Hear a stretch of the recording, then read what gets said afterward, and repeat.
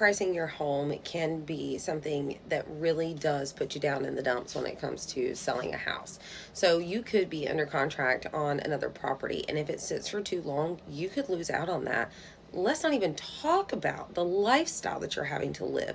You're having to pick up every single day, every single minute to make sure that it's ready if a buyer wants to come in and see it. All the kid toys, all of the things that you've packed away and stowed away because you anticipated this to go a little quicker is now in a storage unit or in the hall closet or shoved in the garage, and you can't access those things. You are living a life where you can't even watch your TV half the time because the chairs are facing the wrong way because the stager said it would look better. You are having to completely uproot your lifestyle to cater to buyers. And if you're not pricing it properly, you're going to be there a while. And I hate to break it down that intense, but that is what happens when you are not looking at the numbers. And you may not know, you may not understand it. So you may have hired somebody and they may have priced it wrong. It may have nothing to do with you or your opinion or what you thought the house was worth.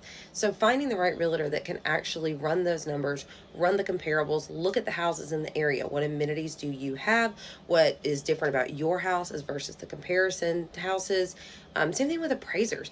I have appraisers that I go to. If I have a weird situation that I just can't quite nail down a number that I feel is reasonable for one reason or another, I call them and I say, hey, I need to know where you would sit with this, because appraisers are the ones who come in and say, hey, this is what we deem this house to be worth.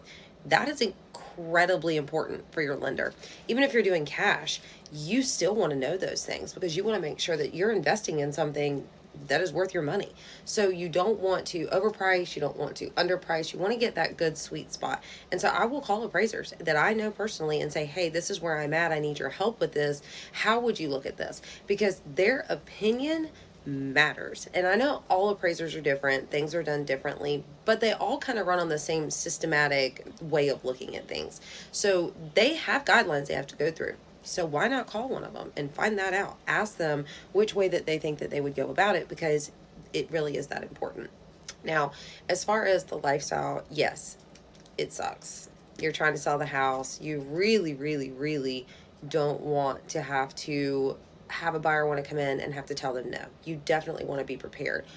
What is that taking out of you? What is that pulling away from your life? Are you having to forego doing things with people? Are you having to find time to get everybody out of the house, get the pets situated, and do all of the things that are just stressful and they're kind of a headache and nobody likes to do them?